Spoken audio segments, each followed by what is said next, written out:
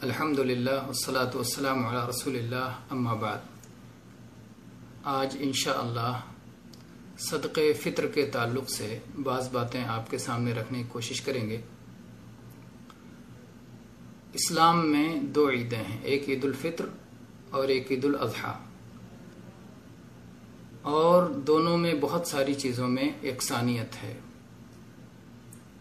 عید الاضحیٰ میں 2 رکعتیں پڑھیں گے اور اس کے بعد اللہ کے نام کی قربانی کریں گے، اللہ تبارک و تعالیٰ کی رضا کے لیے قربانی کریں گے، اور خود کھائیں گے اور غریبوں کو بھی گوشت کھلائیں گے۔ عید الفطر میں اللہ کے لیے 2 رکعتیں پڑھیں گے اور اس سے پہلے غریبوں میں غلہ کھانے کی چیز تقسیم کریں گے۔ عید الفطر میں بھی کھلانا ہے، عید الاضحیٰ میں بھی کھلانا ہے۔ عید الفطر میں پہلے کھلانا ہے، عید الاضحیٰ میں بعد میں کھلانا ہے۔ یہ دونوں مسائل بہت ساری چیزوں میں قریب قریب ہیں، یکساں ہیں، ایک جیسے ہیں۔ جیسے کوئی شخص یہ چاہے کہ جس دن چاہے قربانی کر لے، ذوالحجہ کی 1 تاریخ کو چاند دیکھا اور وہ چاہتا ہے 2 تاریخ کو یا 4 تاریخ کو یا 5 تاریخ کو قربانی کر لے، قربانی نہیں کر سکتا۔ قربانی کا ایک وقت متعین ہے اور وہ ہے عید پڑھ لینے کے بعد سے ایام تشریق کے ختم ہونے تک۔ ابتدا بھی متعین ہے اور انتہا بھی متعین ہے۔ اسی طرح سے زکوٰۃ الفطر کے مسئلے میں بھی ابتدا بھی متعین ہے اور انتہا بھی متعین ہے۔ جس دن چاہے زکوٰۃ الفطر ادا کر دے، ایسا نہیں ہے۔ جس دن چاہے جب تک چاہے زکوٰۃ الفطر دیتا رہے، ایسا نہیں ہے۔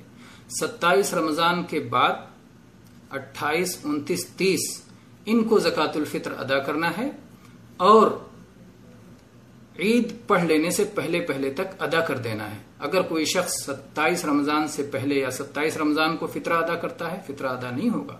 جیسے کوئی عید الاضحیٰ پڑھنے سے پہلے قربانی کر لیتا ہے، قربانی ادا نہیں ہوگی، قبول نہیں ہوگی۔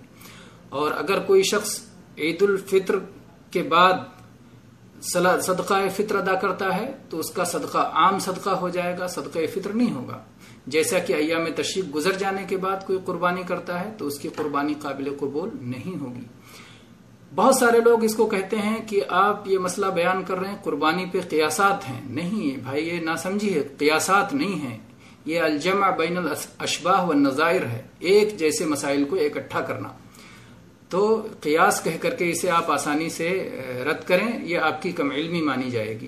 یہ جمع بین الاشباہ والنظائر ہے کہ قربانی کا مسئلہ جس طرح سے ہے کہ قربانی آپ چاہیں دنیا کے جس کونے میں دے سکتے ہیں، کسی شخص کو آپ اپنا وکیل بنا دیں اور وہ آپ کی طرف سے قربانی کر دے۔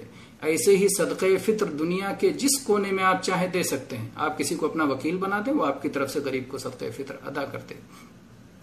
اسی طرح سے آپ قربانی میں جس طرح سے آپ مخصوص جانوروں کی ہی قربانی آپ کر سکتے ہیں، مویشیوں کی قربانی کر سکتے ہیں، اسی طرح سے زکوٰۃ الفطر بھی مخصوص کھانے کی چیزوں، انسانوں کے کھانے کی چیزوں کو، غلہ کو، اسی کو دے سکتے ہیں۔ آپ جیسے قربانی میں ہرن کی قربانی نہیں کر سکتے، ایسے ہی زکوٰۃ الفطر میں آپ چاہیں کپڑا دے دیں، سونا دے دیں، یہ سب نہیں ہو سکتا ہے، نہیں دے سکتے۔ کپڑا نہیں دے سکتے، سونا نہیں دے سکتے، چاندی نہیں دے سکتے، جانوروں کے کھانے کا چارہ نہیں دے سکتے، برتن نہیں دے سکتے، یہ ساری چیزیں فطرہ میں نہیں دے سکتے ہیں۔ فطرہ ایک مخصوص قسم کی عبادت ہے، مخصوص چیزیں اس میں دینا ہے، مخصوص وقت میں دینا ہے، مخصوص انداز میں دینا ہے، تو یہ فطرہ عبادت ہے۔ جیسے قربانی شعار ہے، پوری دنیا والے دیکھتے ہیں کہ مسلمان عید الاضحیٰ پڑھنے کے بعد قربانی کر رہے ہیں، جانور ذبح کر رہے ہیں اور اس کے بعد گوشت خود بھی کھاتے ہیں، غریبوں کو بھی کھلاتے ہیں۔ اسی طرح سے زکوٰۃ الفطر ایک شعار ہے۔